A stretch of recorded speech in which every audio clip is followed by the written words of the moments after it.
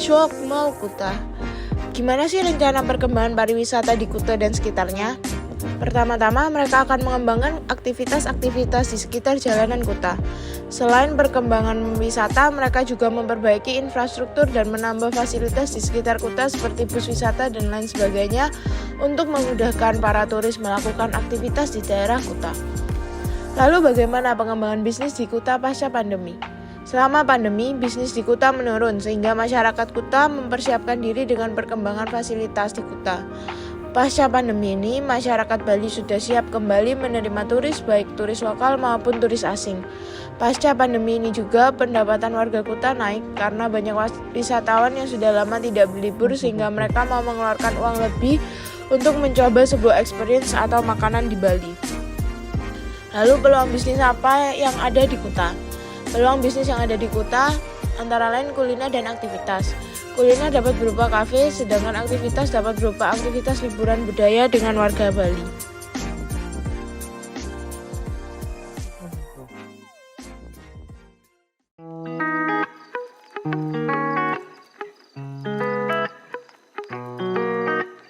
Kurang lebih sampai 1 jaman.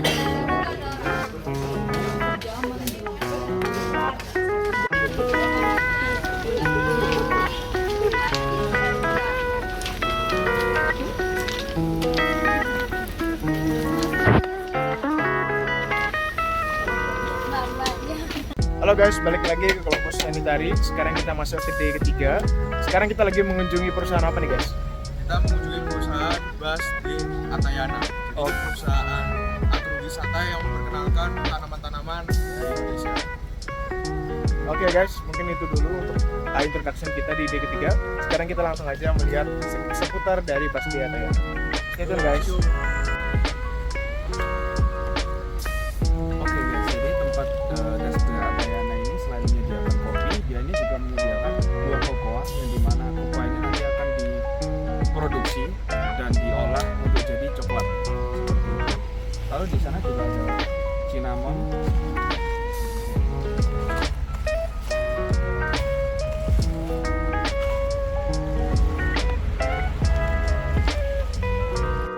Bas di Atayana adalah salah satu bisnis berbentuk agrowisata dan home industry, di mana bisnis ini merupakan bisnis agrowisata. Jadi untuk key activity mereka adalah mereka memproduksi kopi, coklat, teh, dan berbagai macam hidangan.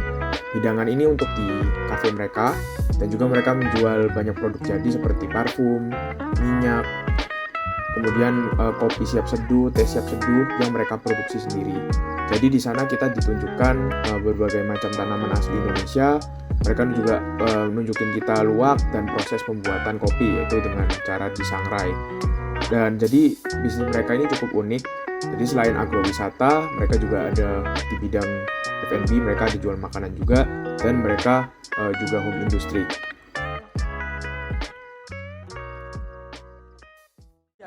Hai guys, kita dari kelompok sanitary. SNDN Bros 2.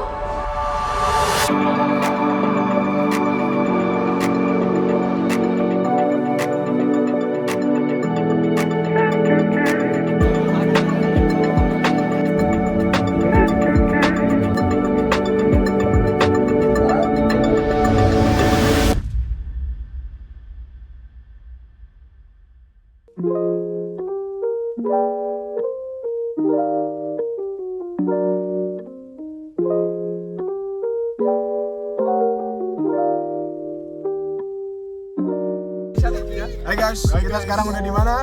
Pantai Melasti. Ya, nah, itu pantainya. Jadi Melasti itu adalah salah satu pantai. Oke, jadi Melasti adalah salah satu pantai yang terkenal di Bali. Jadi kita sekarang have fun aja di sini. Stay tune guys, dadah.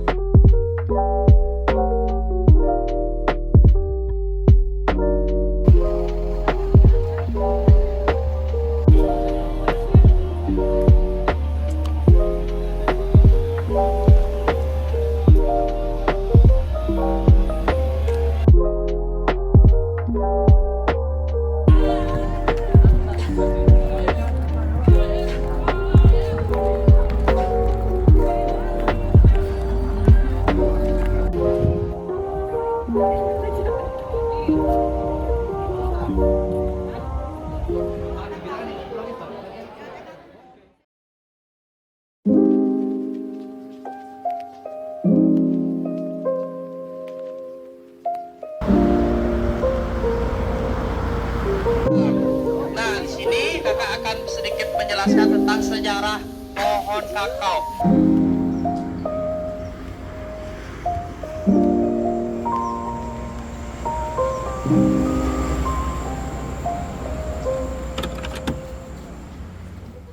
Halo guys, jadi sekarang kita udah ada di Jungle Gold, tempatnya ada di Bali. Seperti yang bisa kalian lihat, di sini ada pohon-pohon. Warnanya sedikit beda sama pohon-pohon lain karena ini adalah pohon coklat. Ini ada beberapa buahnya, mungkin kelihatan itu di sana. Nah, jadi untuk coklat sendiri, ya itu bisa tumbuh dimanapun dan mau dimanapun juga, dia rasanya juga mirip-mirip. Dan coklat yang diproduksi di sini itu plant based, jadi aman juga buat kalian yang lagi diet. Coklat juga bagus karena dia bisa meningkatkan serotonin. Makanya ada orang yang bilang coklat bisa bikin kalian happy. Bisnisnya juga punya keunikan tersendiri karena dia nanam sendiri, diproduksi sendiri, terus dijual. Kurang lebih kayak gitu. Oke. Next kita lanjut ke tempat selanjutnya. Oke, jadi kita ada di pabriknya. Ini ada berisi banyak mesin, di mana kapasitas produksinya sampai 500 kg per 2 jam. Itu jumlah luar biasa masif. Dan nanti untuk produk-produk yang dihasilkan kita bisa lihat di depan. Yuk langsung ke depan aja.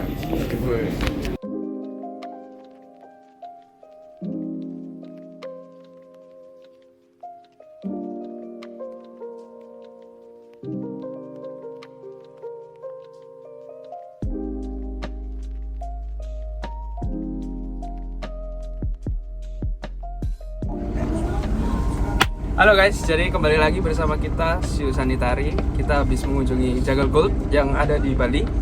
Ya, betul. Iya, jadi Jungle Gold ini sendiri merupakan salah satu perusahaan yang bergerak di bidang makanan, terkhusus pada bidang perusahaan coklat ya teman-teman. Iya, betul.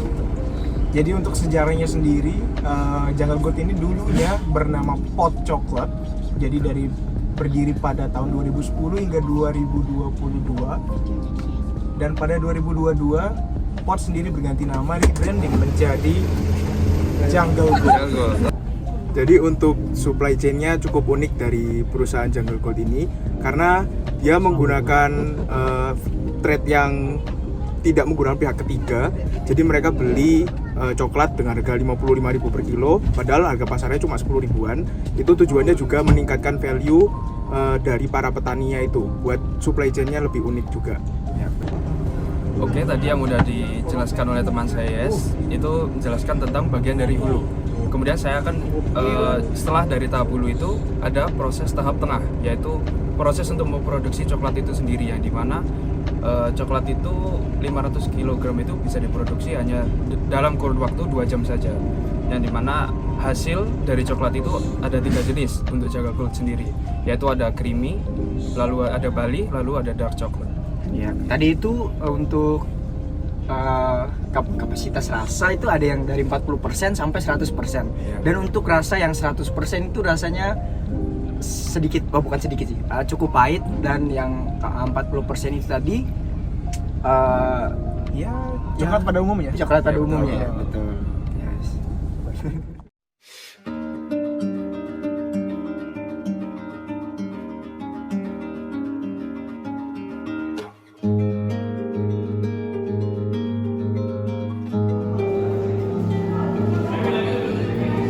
Bagaimana sih strategi pengembangan usaha yang dilakukan oleh Keranjang Bali?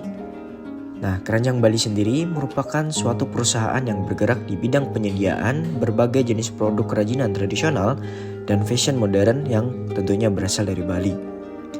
Untuk menjalankan strategi pengembangan bisnisnya, Keranjang Bali dapat mengikuti langkah-langkah. Yang pertama, riset pasar. Keranjang Bali dapat melakukan riset pasar untuk mengidentifikasi permintaan pasar untuk produk kerajinan tradisional dan fashion modern di wilayah yang akan dikembangkan.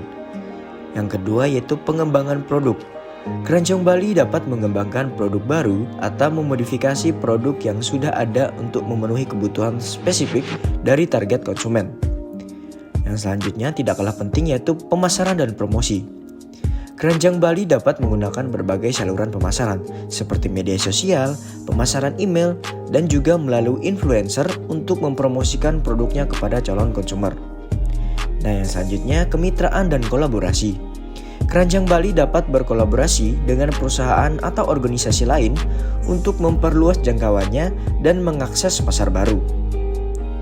Selanjutnya yaitu pengelolaan produk dan branding produk The Keranjang Bali. Manajemen produk dan branding produk adalah elemen yang sangat penting dari strategi bisnis Keranjang Bali. Nah, berikut ini ada beberapa bagaimana cara perusahaan untuk melakukan pendekatan terhadap kedua aspek yang sudah dijelaskan di atas. Nah, manajemen produk dapat mengelola produknya dengan melakukan penelitian tentang tren pasar dan permintaan konsumen. Perusahaan dapat mengembangkan produk baru dan memodifikasi produk yang sudah ada untuk memenuhi kebutuhan dan preferensi spesifik dari target audiensnya. Yang selanjutnya, kemitraan Keranjang Bali dapat menjalin kemitraan korporat dengan perusahaan atau organisasi lain untuk mencapai tujuan bisnisnya. Berikut adalah beberapa cara untuk dapat dilakukan oleh perusahaan untuk melakukan kemitraan korporat. Yang pertama ada kemitraan retail. Keranjang Bali dapat bermitra dengan pengecer untuk memperluas distribusi produknya.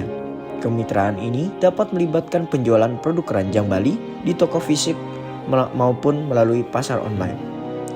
Kemitraan pemasok. Keranjang Bali dapat bermitra dengan pemasok untuk mendapatkan bahan baku yang berkualitas tinggi dari produknya. Kemitraan ini dapat melibatkan perjanjian jangka panjang untuk memastikan pasokan bahan baku yang stabil. Yang terakhir yaitu kemitraan pemasaran. Keranjang Bali dapat bermitra dengan perusahaan lain untuk mempromosikan produknya dan meningkatkan kesadaran merek. Misalnya, perusahaan dapat berkolaborasi dengan influencer atau platform media sosial untuk menjangkau audiens targetnya atau bisa disebut dengan konsumennya.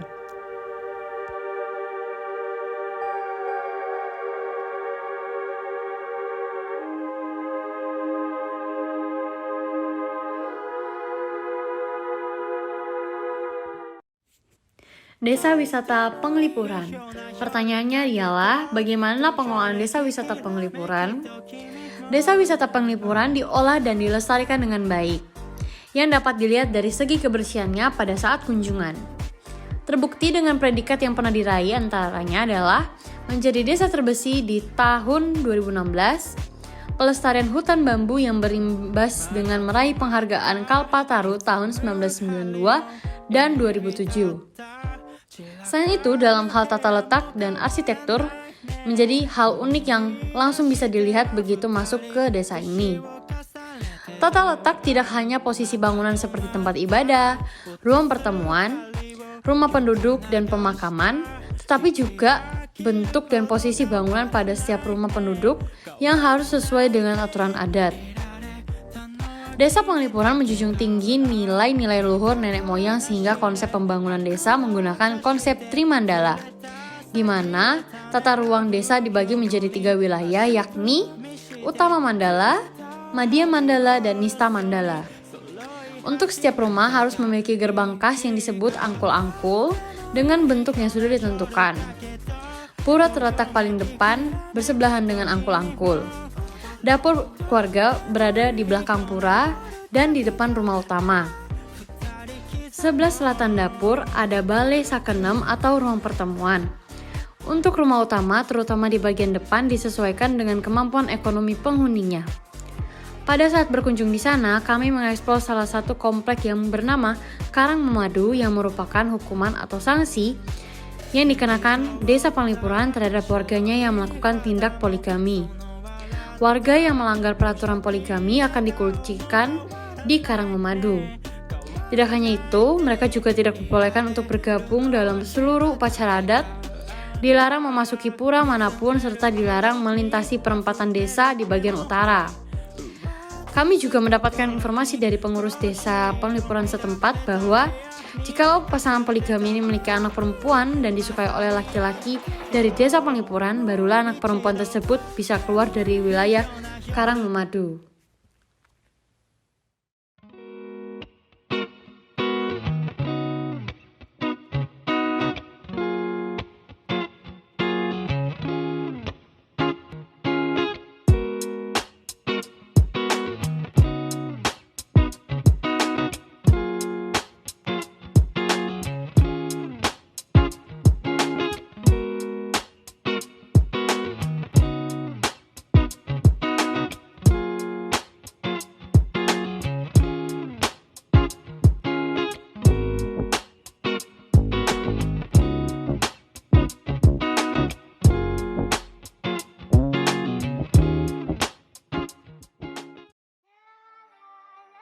PT Urban Asia Industri.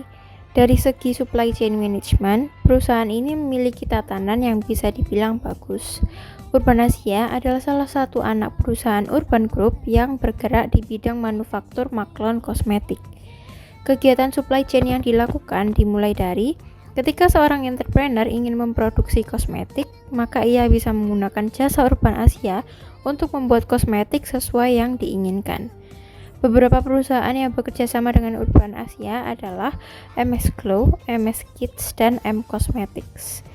Kegiatan pasokan ini meliputi produksi, penyimpanan, quality checking, pengemasan, dan logistik. Saluran distribusi yang dilakukan oleh MS Glow adalah dengan cara omnichannel, yakni menggenjot penjualan secara offline maupun online. Untuk offline, MS Glow memiliki banyak reseller resmi di setiap kota yang nantinya setiap reseller akan menjual produk dari MS Glow. Sedangkan untuk online, strategi yang dilakukan adalah bekerja sama dengan influencer-influencer besar dan melakukan promosi online secara masif.